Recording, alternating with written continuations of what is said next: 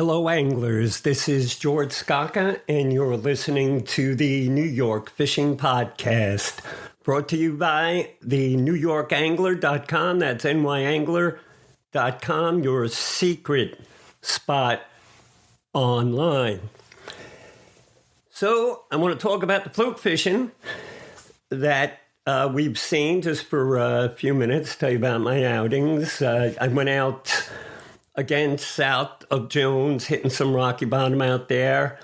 And in the last episode, I talked about how every time we dropped, we had a bite and we had a fish on. Well, here we are. We have this gorgeous day. It was Wednesday. And we head out, flat calm seas, beautiful sunrise. I have a photo of it on the NYAngler.com website. It was just, everything was lining up. We get out there, there's hardly anyone on the grounds, and we're like, we own the place, get ready. So we start fishing, and immediately they start biting, and I mean biting hard. Unfortunately, though, it was not fluke that was biting, it was black flies. And it was like 101 degrees with no wind. And the wind we had was wind against tide.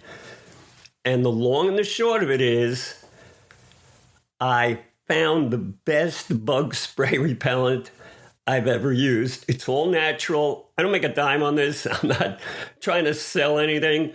But this stuff is called Captain Ron's bug spray.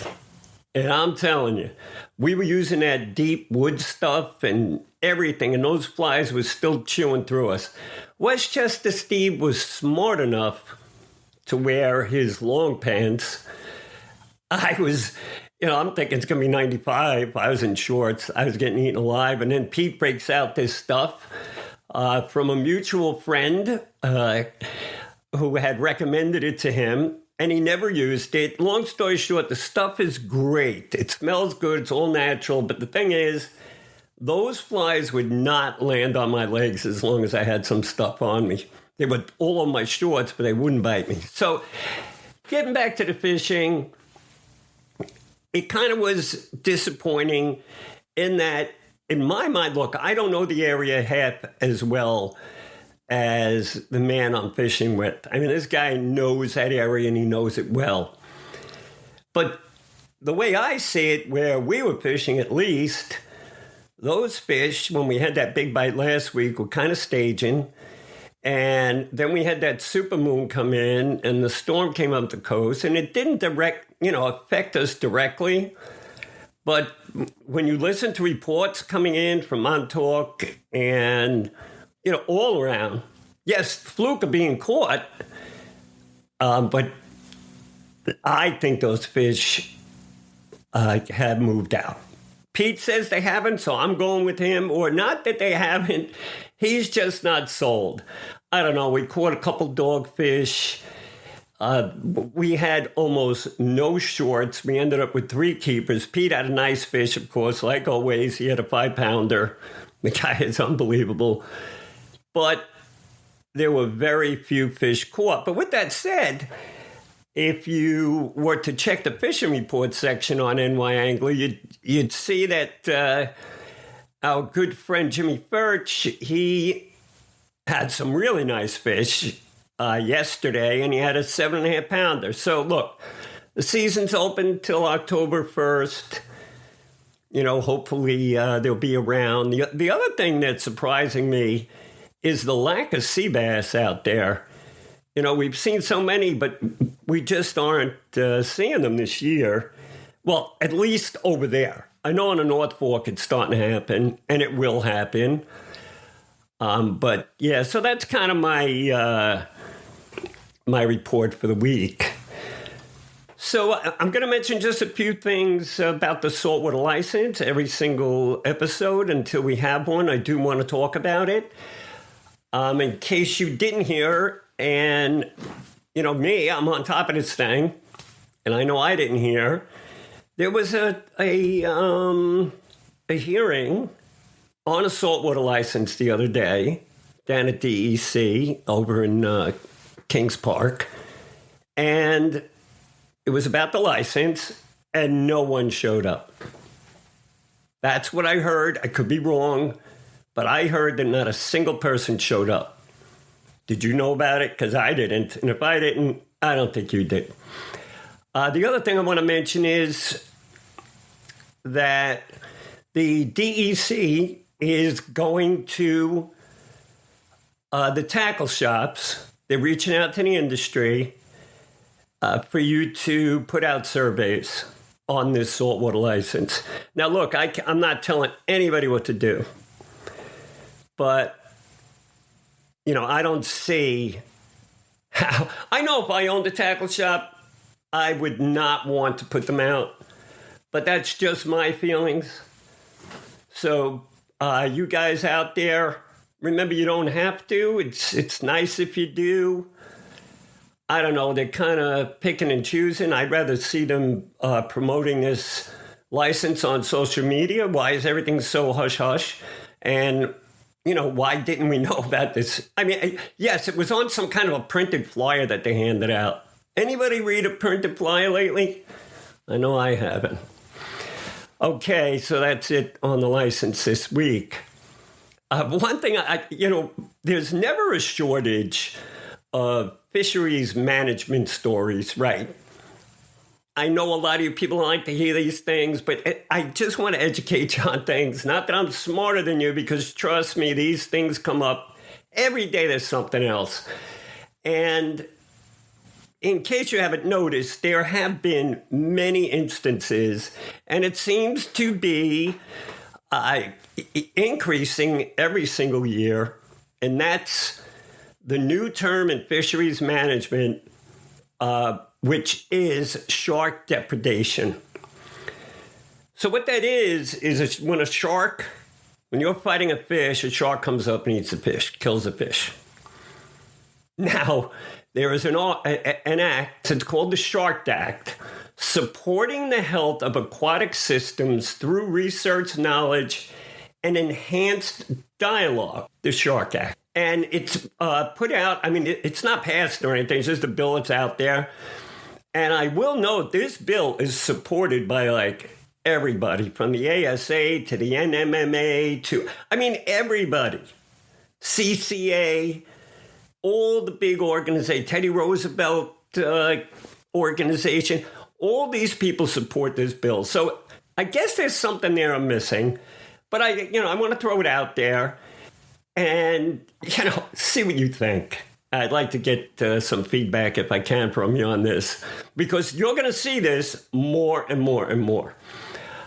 So this act aims to protect marine ecosystems from shark depredation by establishing a task force to work within fisheries management groups to address the problems posed by increased shark depredation and identify research and funding opportunities for improving the conditions. Here's another one. The act also seeks to improve the environment of marine life and sport fishing conditions. How many times are we going to have an act to do all these things, right? The other thing is, I'm curious why we need such an act. What are they going to do? Can they stop it? No. It's totally impossible to stop. It's been happening forever. Go fish out in Alaska and see what happens when you hook up into a salmon and you've got a couple of sea lions around, or even a halibut. I've been there, and I pulled in halibut with huge chunks taken out of their sides. Actually, it was a lot easier to reel the fish in. But yeah, sure. This is happening. And the thing that gets me is, I don't know, what can they do? What can they do? Can they stop it? No. Are they going to teach the sharks not to bite fish that are on a fishing line? No. The other point is, do they think that the sharks just started eating? And what I mean by that is, yeah, sure, they're eating a striped bass on a line, but they're doing that because it's easier, not because they have to. And I believe This is just an evolution that's gone on, and they've figured it out. They're not the only species that does this. I was out snapper fishing out in Florida, and we had these huge amberjack, 20, 25-pound amberjack. And if you hooked a yellowtail and you didn't crank that sucker in like as fast as you could, you were losing that fish. In fact, we were counting totals of who caught the most fish, and we actually counted halves. So, in fact, the guy who won by a half of a fish. So this is something that's going on, and there's nothing you can do about it. Do we need another branch of fisheries management people jumping in on this? I mean, this thing is going to cost money. They want every coastal state to have shark biologists and all these different things. I don't see, what everybody's getting all up in arms about, because it's been going on forever. And if they don't eat the fish off your line, they're just going to go eat another fish. It's not like they're not eating or they're killing more fish. You see, here's my fear. A bill like this should pass, opens the door to suddenly include a new category against the recreational angler. That's my fear. So they're going to kind of come in and say, you know what? 20,000 striped bass were killed by sharks last year, according to our numbers. So we need to add that to the recreational fishery. That's what I think is coming. I don't know what can they do? Are they going to, put up nets, block sharks from coming in? Are they going to send the sharks to school and teach them not to bite off a fishing line? Look, if a shark is around and they see an easy meal, they're grabbing it. And I don't understand what such a bill like this would have to do with helping anything. I mean, okay, they're eating half a fish. What else do we need to know? And later on in this show, we're going to be speaking with a gentleman who came face to face with a shark from a paddleboard fishing. So it should be pretty interesting to get his take on the shark situation. So yeah, it's been quite a season so far. And I mean, I should mention the bluefin tuna action inshore has been off the hook. No pun intended. I've seen anglers that have caught some huge fish less than 25 miles from Jones Inlet, less than 30 miles from Fire Island. Also, huge numbers of albacore. When we were out fluking, we had them. Well, we didn't have them. We were concentrating on fluke, but we saw them all around. People were picking them. And we also saw a bunch of dolphins out there, which we'd never seen. And I'm trying to think, there were a couple other weird happenings. I don't know if I mentioned we had the dogfish and a couple sea robins. But that was it. It was slow. We had the three keepers. But, all in all, we were fishing. It was a good day. I mean, we got back to the boat at 5 o'clock. It was 4 o'clock. It was like freaking 100 degrees. There we are, these three old men scrubbing down the boat. And sometimes at that point, I'm almost happy with just filleting half a dozen fish or whatever. I shouldn't say that, but it's true. So let's move on to another subject. On the tackle front, my good friend John Skinner, his new dark matter spinning rod is out. It's an inshore rod. It's a 7-footer medium power fast action, and it's rated for 1/8 to 1 ounce lures. So Johnny Boy's got another rod out there. I'm sure it'll be as successful as the others. I watched a video with him using the rod.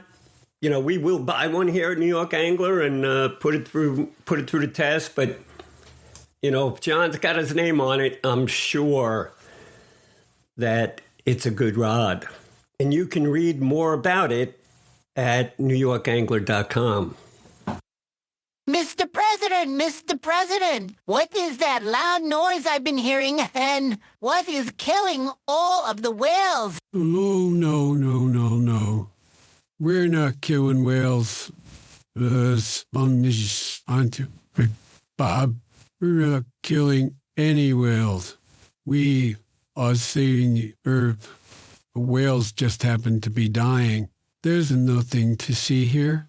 Move on. I would like to welcome Eddie Carroll, who's here today to speak with us about his adventures while fishing the world's greatest bluefish tournament, the WICC, Big Bluefish Tournament. And he's also going to talk about some new method of fishing that he's been doing that I really have a lot of interest in. So, Eddie, please introduce yourself and tell us what kind of fishing you do and how often you fish. Awesome. Yeah. Hey, George. Thanks for having me on. I really appreciate you reaching out. I'm excited to share my story and talk a little bit about what I do for fishing here in the Sound and what I grew up doing and how I got so comfortable, I guess, on my paddleboard. That whole thing is like, just so you know, I watch people on paddleboards. I always say to them, what are they doing? They're standing up, paddling. And then I saw like videos of people fishing on them, and I'm like, they're holding onto a rod and the fish is cruising or taking them around. I'm like, oh, I don't know. Not many people do that here, but I guess you do, huh? Yeah. I grew up, on the water in Madison, Connecticut, in a little beach community. I'm the middle of three boys. We during summers would wake up first thing in the morning and be at the beach till sundown. Nice. So I have a great appreciation for the Sound. It's, one of my favorite things on earth to do is to get out there. And, I do go out on my paddleboard solo. I just have found it hard to coordinate those trips with people that don't have the same passion for it as I do.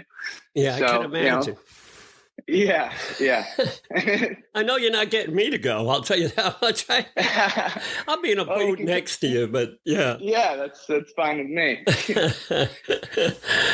Yeah, so explain it a little bit. How'd you end up getting into this type of fishing? Are there a lot of people that do it? I mean, do we need to add a new board to the New York Angler site? Oh, by the way, I want to make it clear that I'm also a Sound guy. I'm across the pond, as we say here in Long Island. Yeah. I fish. Yep. I keep my boat on the North Shore, so we're fishing basically the same waters. Awesome. Yeah. I mean, it's a beautiful place to fish and get on the water. It's different than the actual open ocean in a lot of ways, but it seems like more and more some of the big creatures are making their way back into the Sound. Like historically, there's records of them being here. Oh, yeah. I think from a ecological standpoint, it's definitely a good thing. But how I got into kayak fishing, paddleboard fishing is I started kayaking fishing from a young age. Early teens, I was probably going out there solo or with my friends. Mm-hmm. And, I would strap all my gear on there, got pretty comfortable. And then paddleboards came out probably around 10 years ago or so. I quickly adapted to the paddleboard and got really comfortable on there. And I started strapping my gear onto the paddleboard and going out that way. So I take a milk crate. I started with just bungees. Now I have actual, crank straps, which have been a good change for me. I have a milk crate with my tackle, pole holders, and a bucket, and cooler and a small mushroom anchor. That's really the gist of it. Wow, you're gonna have to send me some photos so I can post them up with this interview. I don't know. The whole thing sounds a little nuts, but I guess it's really, it's just another, another way for you to get to the fish. And, I can't ever see myself doing it, like I said before, but it looks like it could be a good time. So, you've adopted, you've made, you kind of, made up your own tackle situation, you know, tackle box and all that. I guess eventually they're going to be coming out with all kinds of stuff you can rig on a paddleboard, similar to what they did, you know, with kayaks when they first came out. You know, and I've seen it. Yeah, I've seen it more and more, like on social media and everything. They're making custom boards for fishing and strapping all your gear on there. You know, I think it's all great. And, you know, if you're comfortable doing it, it's certainly certain risks, obviously, balance and, you know, what you run into out there. So making sure you have experience and respect for getting out there on a paddleboard. But like the visibility, maneuverability, being able to access your tackle, deal with your poles and fish, and just being able to, like, what I love about it is I don't buy bait typically at the store. Like I go out there and sometimes half the time I'm looking for bait to snag fresh bait and get on fish. So from a visibility standpoint, it's helpful with that. And like in a kayak, you're in the cockpit and you got to turn around and it puts you in awkward positions. And, you know, even just changing your hook or your lure is difficult. So the paddleboard really has been a huge change in my fishing. And I'm out there typically fishing for striped bass. That's my main goal. I do throw my hat in the ring for the bluefish tournament. Right. And yeah, this year I had quite a wild experience with it. So yeah. So before we get into that, I'd like to. I mean, don't you need like a really calm sea in order to take that? I mean, I'm picturing like anything over glass, you're kind of getting thrown around. Am I wrong about that, or? Yeah, I mean, obviously conditions are a big factor for whether or not I'm even going out there. Right. So it's definitely something to keep in mind. I've learned trying not to push or work against, you know, the nature and the conditions out there. Glass is ideal. You know, you can get away with some chop. Heavy winds can be annoying. The anchor's been good. So if it is like heavy drift days, I can kind of, you know, paddle, throw my anchor down, fish, and not, you know, travel over a mile or whatever, just with the current and wind. You're bringing an anchor too. Oh my God. Anyway, yeah. All right. So tell us about the famous bluefish tournament. So you went into the WICC tournament, and I'm sure I don't have to explain that to anyone. It's kind of been around longer than me in this game. So, but I can remember a time when it took a 20-pound fish to win that tournament. I'm not sure what was weighed this year, although I know we had some big blues in the Sound, but I'm not this sure. Year, a lot of blues. Yeah, I'm not sure what the winner was. But so tell us, tell our audience what happened. I think it was your second day fishing? Second day fishing, yeah. So, day one was a good day for me. Actually, it's my mom's birthday weekend and my mom's an identical twin. So I had commitments in the afternoon. I was only planning to go out in the mornings. Mm-hmm. So day one, I caught a good sized blue. I honestly thought it would be on the leaderboard, you know, probably middle top 10. It was a good sized fish. I don't have a scale or anything out there, but I knew it was big enough to maybe get on the board, which was exciting. I was a little disappointed by the weight. It was 36 inches and only weighed in at 11 pounds even. Wow. Yeah. He was hungry. Yeah, he was, you know, he did have a hook in his mouth and some braid in there. So maybe that was impacting his feeding. But yeah, I knew I needed to try and get something bigger day two to actually make it on the board, which was my goal for the year. I went out there with that mindset day two. I was on the water by 6 a.m. and caught a fresh porgy and used that for bait. And it wasn't too long after I got the fresh bait that I hooked into the shark. You know, right away, I knew it was a very big fish the way it started, you know, taking line. So now how far are you from shore when this happens? Yeah. Are you familiar with Madison at all, or? Not really, but what would you say? I mean, how deep were you fishing? Yeah.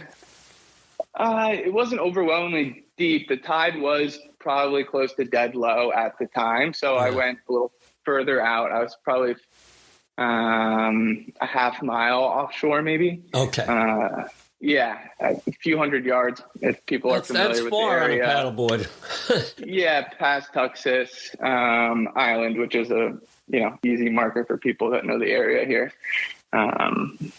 Yeah, so I was moderately far out just because I knew the tide was dead low, and I was trying to get a bigger blue than day one. Right, and you'd have the incoming tide, so it wouldn't be too hard to get back in. Yeah. Okay. Yeah. Okay, I get it.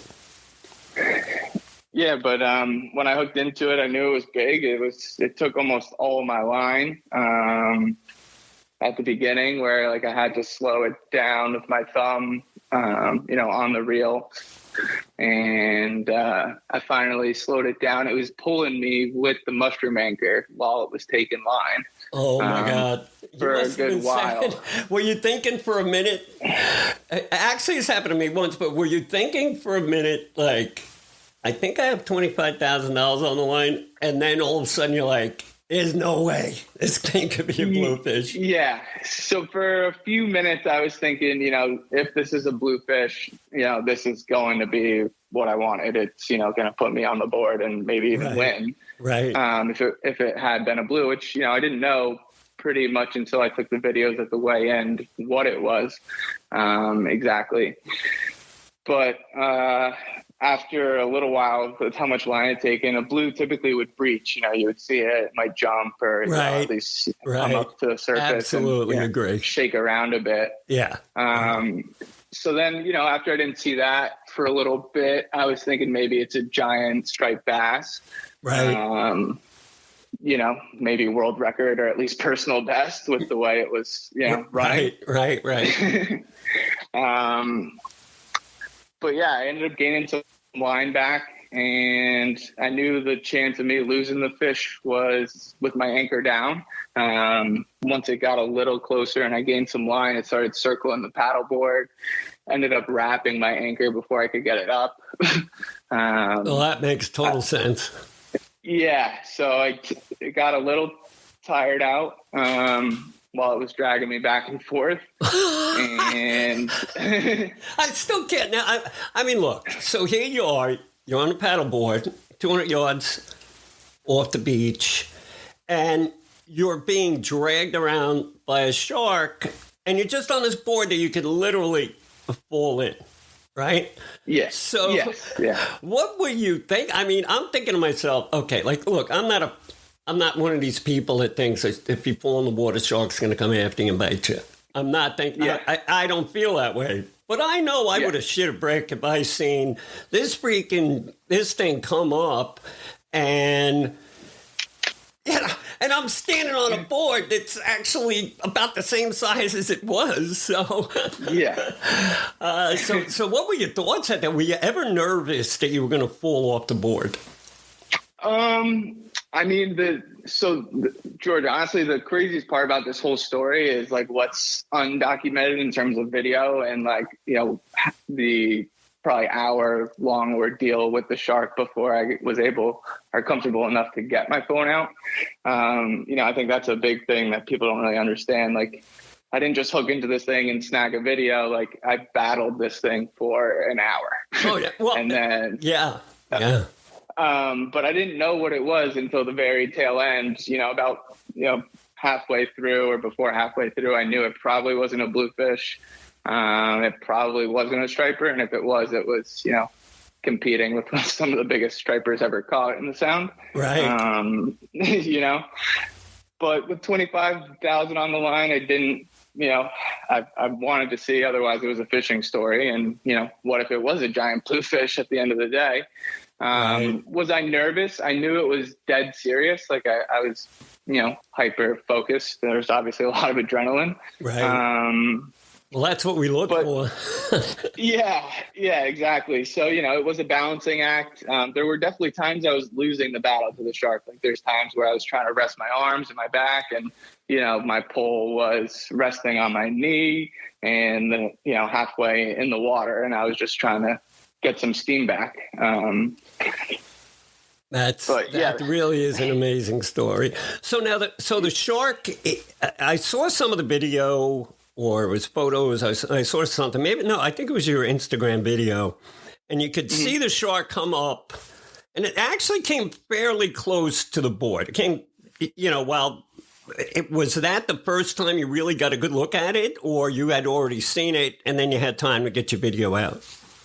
Yeah. So by the time the videos or my phone got out, the shark was dead tired. It was, after I got my anchor up, I actually had to untangle the line around my anchor with, and pull my anchor with one arm, pulling the other.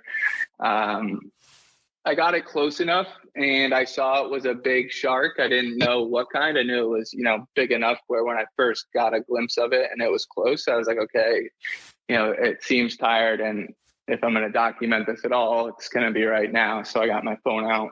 That's some nerve, buddy. Yeah. Yeah, you got to get some evidence out there. So yeah, right. Nobody believes you nowadays unless you have pictures. Yeah. Exactly. So it was at that time I got my phone out, and just to document it, I swung it by the board I was on a couple of times. It did come up, right next to the board. The dorsal fin even, touched the board. It was tired. It was calm. I feel like we had a mutual respect for each other at that point by the time, I got any of those videos, just because he really pulled me, or he or she, the shark really pulled me around quite a bit. So did you just cut it loose, or did it end up, did you get it to the point of dehooking? I don't think I would even bother. Yeah. Or how close did you get to the shark at the end? Yeah, I mean, I was, arm's reach away. It was very close to the board. I didn't, for safety and what seems like obvious reasons, I didn't feel comfortable trying to get the hook out, but I did cut it like right at the wire leader, which wasn't very far from its mouth at all. I tried to get as close as I could to the actual hook. And the fish swam away okay? Yeah, the fish swam away safely, which is, important for me. It wasn't what I was trying to catch by any means. And I typically am a catch and release fisherman.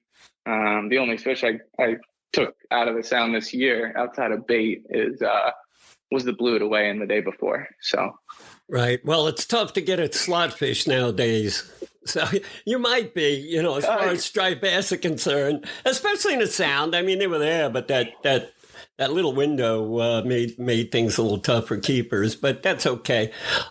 Yeah. So you had commented before. I just want to get your take on this. So let's say it comes up and it's this giant striped bass, something is a world record, right? Mm-hmm. What do you do at that point? We're not allowed to keep them. We're not allowed to weigh them. I mean, what do you do at that point? There's really to document it. I really wish we can have a solution to that, because if you deserve the credit if you get it.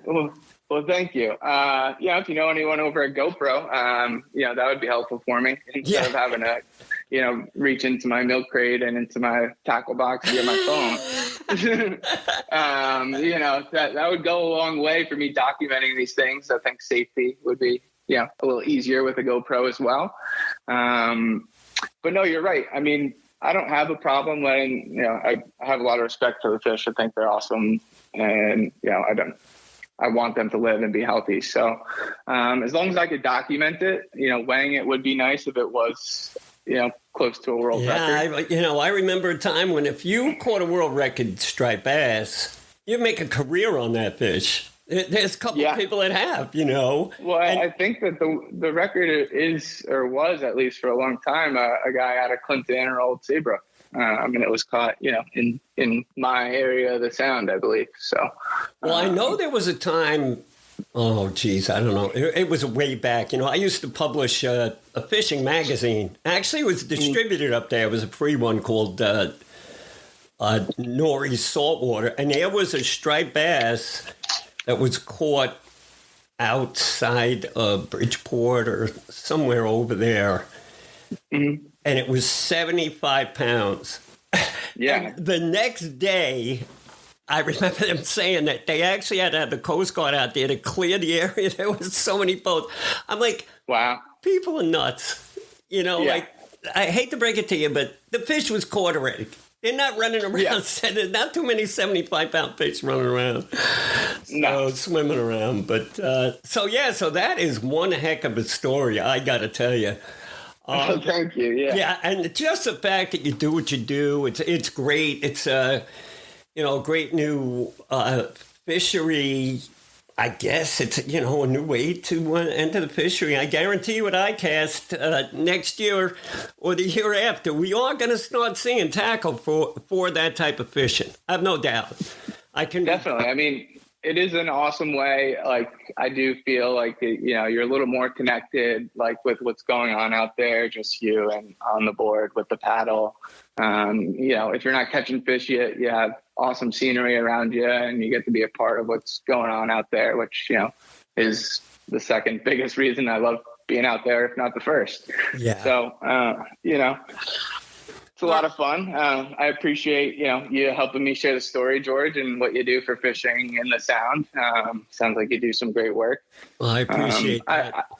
I would like to say, the only reason I really was able to catch the shark was because I typically don't use wire leaders or, hooks like you use for bluefish. I'm out there with circle hooks, right. Mostly targeting striped bass. Right. So, if it wasn't bluefish weekend, I probably would have never landed the shark or had a chance to land the shark. It would have, cut right through the mono I've never leader. known what it was about. Yeah. Yeah. So I think it was, destined to happen. It was a giant, incredibly powerful animal. It was, 8 to 10 feet. It was quite the experience. Yeah, that's great. So it took a bunker. Was it a live bunker? It took a porgy, actually. Oh, I'm sorry. That's right. You said porgy. I knew I needed bigger, and I typically snag bunker and live line those for stripers, and I got some good blues. See, now out of in it New as well York, occasionally. That's illegal in New York. We can't use We can't use live porgy anymore. No. Oh, the porgy. It was not live line in the porgy. Oh, okay. But yeah. All right. Yeah, it was a big porgy, though. I'll tell you that. Well, we got a lot of those. You know as well as I do. Oh my God, man, we got a lot of porgies. That's definitely one fish that's not in trouble, but I think it's causing trouble. So, all right, look, I really appreciate this. Maybe I'm going to get you a GoPro so you get me some video on what you're doing. And that'd be greatly appreciated. Yeah, well, we'll see about that. We'll definitely keep in touch, and I appreciate the time and congratulate. Oh, so look, what was the weight on the winning bluefish? Do you know? I do think it blew everyone out of the water. I think it ended up being a 20-pound fish. Wow. See that? Yeah. See, I mentioned it and it happened. Yeah. I should have looked that up before we did this. Well, look, Eddie, again, I really appreciate this, and good luck, good fishing, and we'll definitely be in touch. Did you want to give a shout out on your Instagram account, or it doesn't matter to you? You'd rather kind of keep it low. It's up to you. I mean, you guys can check me out on Instagram. That's where the video is. Ed Carroll 05, CARROLL. That's where the video is. And, I've been starting to share some of my videos I have saved from my experiences out there.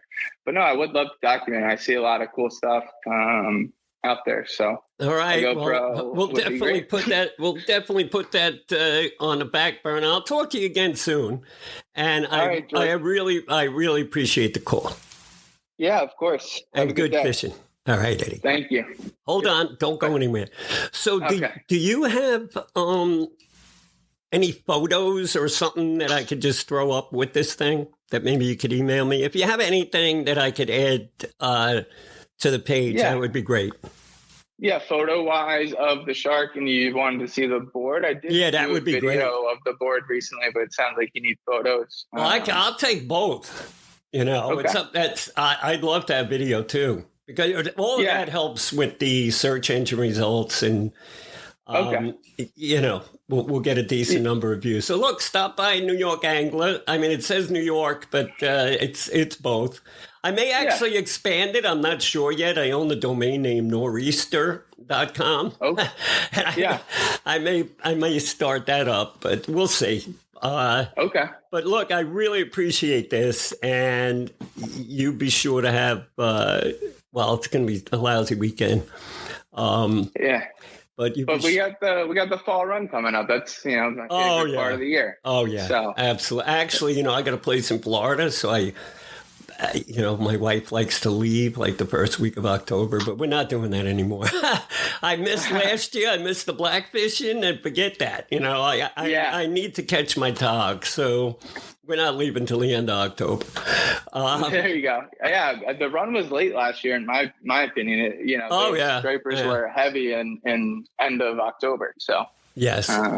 I agree. Yeah. Totally agree. All right, Eddie. Thanks again. I really appreciate it. And, good luck keeping tight lines, and don't watch out for them sharks, will you? Yeah. Thanks, George. Right. I appreciate it. Stay in touch, all right? Hey, thank you. I will. Thank you. All right. Bye-bye. Bye. Well, there you go, folks. Just when you thought you'd seen it all in fishing, I mean, what else can there be? There's drones, there's kayaks, there's saltwater fly. There's our jigging and pop. There's everything. Now we have a new fishery. I've seen it before, but you got to stop by nyangler.com and check out the rig, the way it's made up. And I mean, I could see this being a thing. Not for me, especially when you take a look at the shark and how he was. I mean, I definitely would have fell off. Not that the shark would bite me, but I would have been in the water. I know it. So you can also see video and follow Eddie at Ed CARROLL05. He's on Instagram. I'm guessing he's on Facebook and probably a lot of other things. So you can follow him and his adventures. All right, everyone. Thanks again for stopping in. I'll have another update next week. I got a little thing going here now. I think it's 3 or 4 weeks in a row. And I'm going to keep you on top of the license. And thanks again for the growth in listeners. I really do appreciate the support. And for those of you that haven't yet, please subscribe so you get that notification. And so you could stay in touch with the New York fishery. Remember, we're at NewYorkAngler.com. All New York, all the time, all anglers willing to share their knowledge. Thanks again, everyone. Be safe, tight lines, and God bless America. Thank you for listening to the New York Angler Podcast. You can find more on fishing New York waters at nyangler.com, your secret spot online.